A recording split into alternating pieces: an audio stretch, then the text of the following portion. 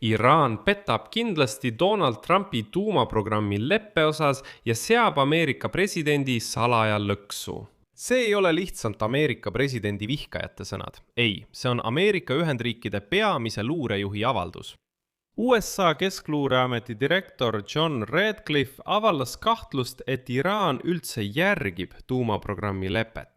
Ja ta teatas sellest Donald Trumpile, kinnitades oma sõnu luureandmetega, et iraanlased juba praegu valmistavad ette pinnast salajaseks kokkulepete rikkumiseks.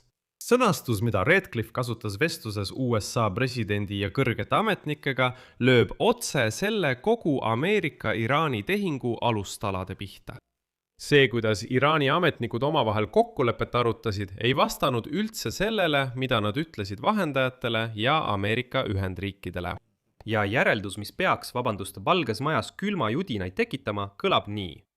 USA luureandmed näitavad, et Iraani kavatsused ei vasta tema kohustustele kokkuleppe tingimuste järgi. See tähendab, et sajandi tehingust võib saada tohutu läbikukkumine. Ja sellest hoiatab Trumpi juba Ameerika luure. Aga räägime õigesti järjekorras. Minu nimi on Aleksei Petši. Arutame seda teemat koos. Aga enne kui alustame, palun tellige see kanal, pange like ja kirjutage ükskõik milline kommentaar. Ja kindlasti liituge minu Telegrami kanaliga Petši News. Link sellele on selle video kirjelduses. Niisiis, Ameerika Ühendriikide Keskluureameti juht John Radcliffe šokeeris ootamatult avalikust tunnistusega, et Ameerika luurel on juba olemas teave selle kohta, et Teheran ei kavatse täita ühtegi Trumpiga sõlmitud kokkulepet. Saladus Teheranis. Arutatakse, kuidas Trumpi paremini petta, kuid enne seda anti temalt võimalikult palju järeleandmisi ja raha välja meelitada. Radcliffe väitis, et tindi pole veel jõudnud kuivada, kui USA enda luure juba hoiatab. Teid petetakse. Kuid siiski, just selle taustal korraldas Trump võiduparaadi, võidupüha, saluudi ja nii edasi. Pühapäeva õhtul kuulutas ta pidulikult ja suurejooneliselt sõja lõppenuks. Trump teatas, et andis loa Hormuzi väina täielikuks avamiseks, ilma igasuguste tasudeta läbipääsu eest laevadele. Ja andis korralduse viivitamatult lõpetada Ameerika mereblokaad. Ja nagu Trump võidukalt teatas, tsiteerin, kõigi maailma riikide laevad käivitage mootorid, las nafta voolab jõena. Hiljem täpsustas ta muidugi detaile. Täpsustas seal kalendri osas, millal see kõik juhtub. Ta ütles, et memorandum avaldatakse üsna pea. Täna lubas ta, et kogu tekst avaldataksegi. Ta ütles, et see on juba allkirjastatud ja Hormuzi väin avatakse täielikult. No, mitte täna muidugi, vaid reedel 19. juunil ja läbipääs ei muutu tasuliseks, kuigi iraanlased ütlevad, et tasu jääb alles. Ametlik allkirjastamistseremoonia toimub 19. juunil Šveitsis ja Genfis, Pakistani vahendusel. Proovime nüüd võimalikult objektiivselt vaadata, kes tegelikult tähistab võitu ja kas selles sõjas on üldse praegu võitjaid. Sest Teheran esitleb täpselt sama dokumenti kui oma saavutust ja seda täiesti tingimusteta. Ja mis veel hullem Washingtoni jaoks, teeb seda veenvalt. Mõlemad pooled väidavad, et just nemad võitsid, aga ühes sõjas ei saa olla kahte võitjat. Iraani välisministeeriumi asejuht Qasem Gharibabadi teatas. On välja kuulutatud sõja püsiv ja kohene lõpetamine kõigil rinnetel, sealhulgas Liibanonis. Riiklik agentuur MEH sõlastab veelgi karmimalt, vastase kapituleerumise terminites. Tsitaat. Tänu Iraani visadusele ja ägedale vastupanule, Iraani rahva vastupanule, Ameerika oli sunnitud vastu võtma otsuse oma vägede väljaviimiseks kõigilt rinnetelt, sealhulgas Liibanonist. Iraani parlamendi spiiker Galibov, kes allkirjastas kokkuleppe virtuaalse versiooni, nimetas seda oluliseks sammuks lõpliku võidu suunas. Ja siin on võtmedetail, mis üldse paljastab tegeliku järeleandmiste tasakaalu. Iraani agentuuri Farsi teatel, viitega Iraani kõrgeimale riiklikule julgeolekunõukogule, pärast Iisraeli rünnakut Beirutile tühistas Iraan läbirääkimised. See oli pühapäeval. Ja Iraan oli valmis Iisraeli vastu vastulööki andma. Aga Trumpi viimase hetke järeleandmised, Liibanoni territoriaalse terviklikkuse säilitamine, Iisraeli vägede väljaviimine ja blokaadi lõpetamine veensid Teherani sellest loobuma, ehk siis mitte Iisraeli rünnata. Ja siin ma rõhutan veel kord, see ei olnud USA, kes Iraani survestas. See oli Iraan, kes esitas ultimaatumi ja ähvardas eskalatsiooniga. Ja Ameerika president tegi järeleandmisi, et Iraan naaseks läbirääkimiste laua taha. Kes siin tingimusi dikteeris, tekib küsimus. Ma tuletan meelde, pühapäeval rääkis Trump tõesti igal pool, näete, me oleme juba peaaegu kokkuleppe sõlminud, kohe kirjutame alla. Ja samal ajal ründas Iisrael Liibanoni. Pärast seda oli Trump raevus. Ta karjus, kuidas nii saab. Tund enne kokkuleppe allkirjastamist ründab Iisrael Liibanoni ja nii edasi. Siis hakkas ta üsna karmilt survestama Iisraeli peaministrit Netanyahut. Ja pärast seda ütleb Iraan, me lahkume. Ja Trump ütleb, ei, mis te nüüd? Ei, tulge, kirjutame alla, mul on juubel, 80 aastat ja ma tahan oma juubeliks kingitust, kokkuleppe allkirjastamist. Ja mis te arvate, kas Iraan suutis selles olukorras mingid järeleandmised välja kaubelda? Tundub, et jah. Aga siin on küsimus, aga mida Iraan vastu annab?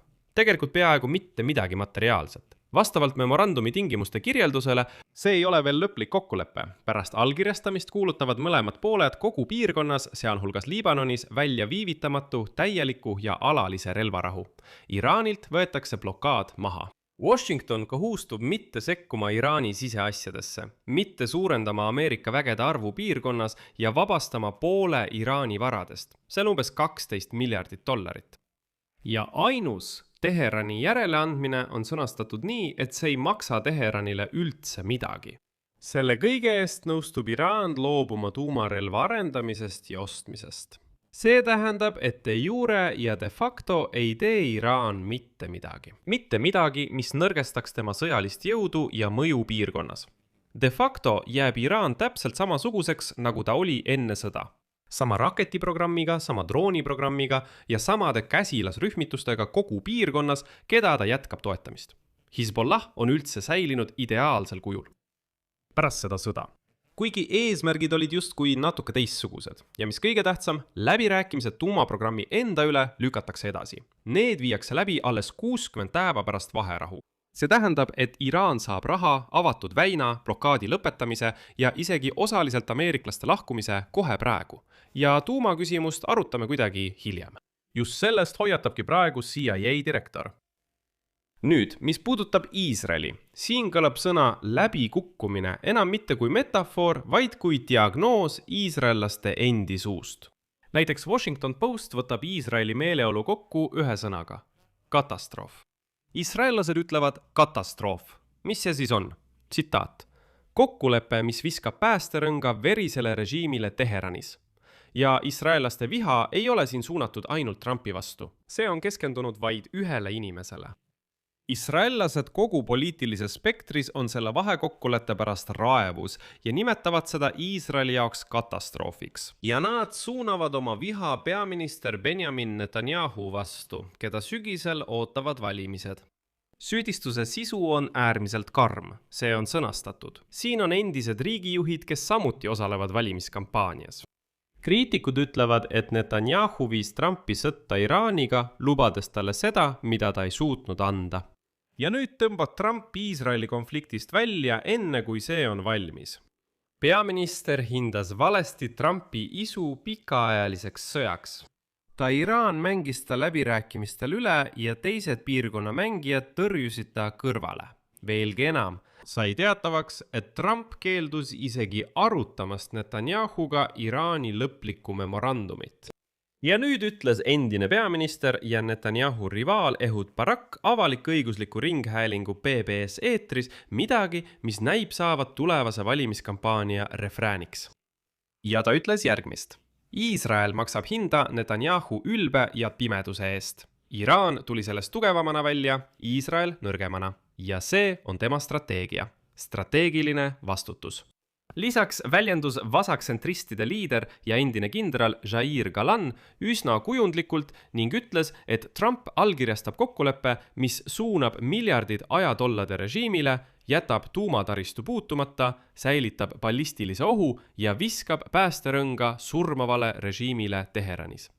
Ja peamine rivaal sügisestel valimistel, Jair Lapid, nimetas seda tehingut üheks kõige šokeerivamaks läbikukkumiseks Viinis. Iisraeli välispoliitika ja julgeolekupoliitika, mis on täielikult tehtud Netanyahu nimel. Netanyahu ise püüdis pressikonverentsil nägu säilitada ja kordas mantrat, et Iraani tuumarelva omandamise takistamine on tema elu missioon ning seni kuni tema on peaminister, Iraanil tuumarelva ei saa olema. Ei täna ega homme. aga retoorika erineb üha enam tegelikkusest. Ja Netanyahu lubas vägesid mitte välja viia Liibanoni territooriumilt. Aga see oli üks kokkuleppe tingimustest. Ja siin ongi lõks, kuhu ta ise end ajas. Suhted Trumpiga võivad nõuda, et Iisraelis populaarne sõjaline kampaania Liibanonis lõpetatakse. Sest Hezbollahil piisab vaid ühest raketist, mis lastakse Iisraeli põhjaosas asuva linna pihta, et kogu vaherahu kokkulepe laguneks. Aga Trumpil pole seda üldse vaja ja ta hakkab Iisraeli peale maksimaalselt survet avaldama. Miks on see läbikukkumine just USA jaoks, mitte ainult Iisraeli jaoks? Arutame seda veel. Sest Washington lahkub 3-kuulisest sõjast, täpsemalt öeldes 107 päeva, kui ma õigesti mäletan, arvutati kokku, ilma et oleks saavutatud oma ainsat välja kuulutatud eesmärki. See on Iraani kindel loobumine tuumarelvast, aga samal ajal anti ära reaalsed varad, raha, avatud väin, blokaad lõpetati, kõik on üldse super. Ja kõige selle kohal ripub omaenda CIA direktori hoiatus, et Iraan ei kavatsegi täita kohustusi, mida ta pole veel isegi võtnud. Trump, tundes haavatavust, valmistab endale juba ette taganemisteed. Ta on juba teatanud, et on valmis sõjalisi tegevusi uuesti alustama, kui Teheran ei nõustu tuumaprogrammi tingimustega. Aga ähvardusstiilis, kui midagi siis me lööme uuesti, ei tööta enam hästi, sest te olete juba avalikult blokaadi lõpetanud. Te juba vabastate osa külmutatud rahadest. Te juba tühistate sanktsioone. Te annate juba oma survehoovad käest ära. Kõik, neid enam pole. Millega edasi ähvardada? Aga teate, on ka laiem strateegiline arvestus, mida peetakse isegi Pärsia lahe riikides. Sest pärast Valgemaja avaldust sõja lõpetamise kohta valitseb Iisraelis viha, mure ja nii edasi. Ja Pärsia lahe riigid teatasid, et olukord on muutunud halvemaks kui varem. Ja usaldus USA vastu julgeoleku küsimustes on õõnestatud. Liitlased, Iisraeli ja Araabia monarhiad vaatavad Washingtoni poole ning näevad suurriiki, keda vastane on läbirääkimistel üle mänginud pärast seda, kui ta oli sõtta tõmmatud. Just nii nad seda näevad. Lähis-Ida piirkonnas nähakse seda sõda veidi teistmoodi. Nad näevad, et jah, Iraan tõmbas ameeriklased sõtta, alandas neid ja andis mõista, et ei, sõjaliselt te ei võida. Et Pärsia laheriigid ei ole ameeriklaste poolt sugugi nii hästi kaitstud, et ameeriklased kaitsevad ja ajavad ainult oma huve ning teiste omadest võivad nad lihtsalt mööda vaadata. Tänase õhtu kokkuvõte, seis 16. juuniks. Täna näeb see välja nii. USA ja Iraani vahelise kokkuleppe allkirjastamine on kavandatud reedele Genfis. Ja Hormuzi väin justkui avaneb, nimetagem seda nii. Nafta nagu liigub, Trump tähistab. Aga kui kogu see näiline vaimustus kõrvale jätta, jääb alles ebamugav olukord. Iraan nimetab seda võiduks ja USA luureandmetel valetab oma kavatsuste kohta. Iisrael nimetab seda katastroofiks ja matab Netanyahu poliitilise karjääri. Pärsia lahe riigid ütlevad, et nad usaldavad. Usaldus Ameerika vastu on aga rikutud. Tehing, mida Trump tahtis endale rinda riputada kui rahutegija ordenit, võib ajalukku minna hoopis teistsugusena. Hetkena, mil USA kuulutas välja rahu, kuid tegelikult kaotas sõja. Ja kõige muret tekitavam kogu selle loo juures on see, et hoiatuse pettuse eest ei andnud mitte vaenlased, mitte kriitikud, mitte valeuudised, nagu Trump armastab öelda. Ei, vaid inimeselt, kes juhib Ameerika luuret, CIA direktorilt. Ja see hoiatus kõlas juba enne, kui esimene tegelik allkiri lepingule pandi. Siin panen 3 punkti. Kirjutage oma arvamus ja järeldused selle saate kommentaaridesse. Tellige kanal, vajutage kellukesele ja ärge unustage panna meeldimist. Kui soovite selle YouTube'i kanali tööd toetada, olen teile selle eest tänulik. Seda saab teha, tehes annetuse ükskõik millise lingi või rekvisiitide kaudu, mis on selle video kirjelduses. Sellega on kõik. Hoolitsege enda eest, kõike head!